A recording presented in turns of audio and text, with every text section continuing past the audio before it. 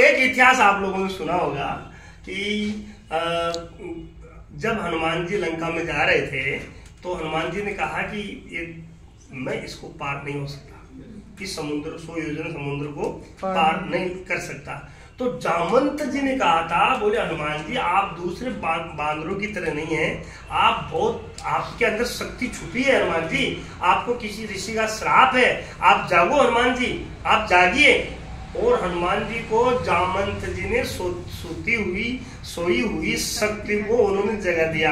और जब जगाया तो आप विचार कीजिए कि वही हनुमान जी लंका में गए और उन्होंने क्या क्या वहां चमत्कार दिखाया, ये सब इतिहास आप लोग जानते हैं। मैं इतिहास की तरफ आपको लेके नहीं जाना चाहता, लेकिन मैं आपको याद दिलाना चाहता हूं कि हम सब हनुमान हैं।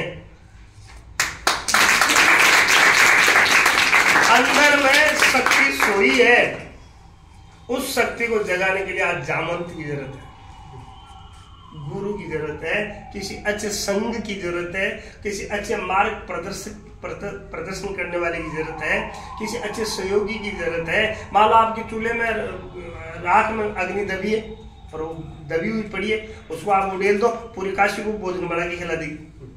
मान लो एक आदमी में बहुत बड़ी ताकत है, सोया है, नींद आई है, जगने के बाद तो अकेला 100 लोगों को बहुत है, लेकिन नींद आई, जगा दिया जाए तो अकेला 100 लोगों को बहुत है। ऐसे ही आप में अपार शक्ति है हर मनुष्य में। मनुष्य तू बड़ा महान है, तू है भारत की शान, तू है मनु की संतान, तेरी मुट्ठी में बंद तूफान है। मनुष्य तू बड़ा महान है, तू चाहे पर्वतों को फोड़ दे, तू चाहे नदियों को भी मोड़ दे, तेरी आत्मा में छिपा स्वयं भगवान है। मनुष्य तू बड़ा महान है।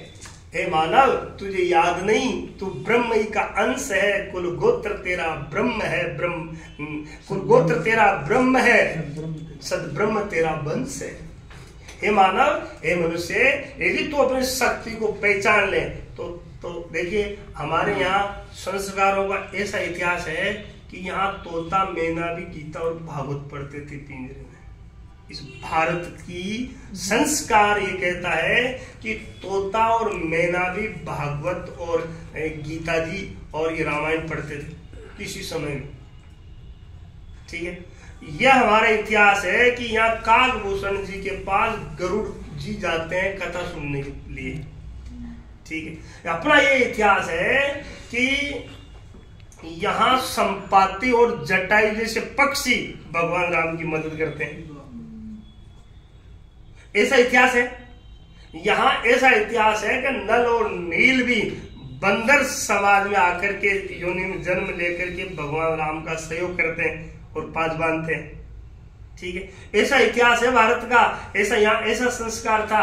और हमारी ऐसा भी संस्कार मैंने पढ़ा कि भारत में ऐसी माता बहनें थी जो सिर पर मटके रखी है, मटकी पर फिर मटके रखी है, जिसको पनियारी कहते हैं। आप लोग क्या बोलते पता नहीं, जिसको पानी भरती है उसका नाम पनियारी है।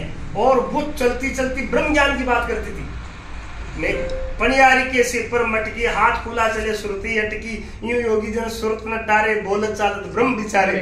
वो तालियां बजाती रहती थी और गाती रहती थी। वो ये कहना चाहती थी कि जैसे पनियारी के सिर पर 2 मटकी पड़ी है और हाथ खुला है, नाच रही है, ताली बजा रही है, गा रही है, मस्ती में है, लेकिन उसकी सुरता मटकी में और मटकी गिरती नहीं है।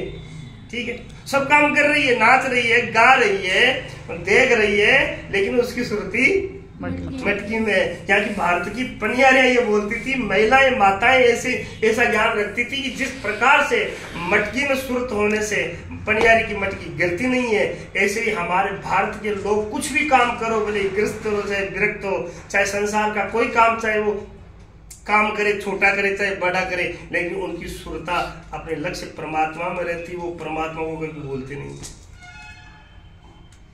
और बताओ, यहाँ तो मतलब भारत की ऐसी संस्कृति रही कि यहाँ पर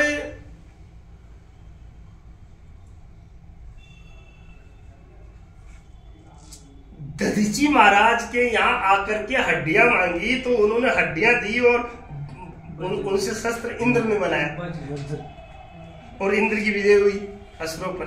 ठीक है, या कबूतर और वो बाज बन करके उसकी इंद्र और अग्निदेव परीक्षा करने आए तो महाराज शिव ने अपना मांस काट के चढ़ा दिया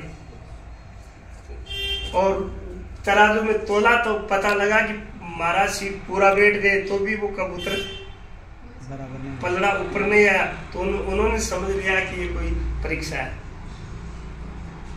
और वो उस यहाँ मतलब उन्होंने जब अपना सर्वस्व उन्होंने दान कर दिया तो भगवान प्रकट होकर के कहा जब तक सूरज चांद रहेगा तब तक इन राजाओं का नाम रहेगा।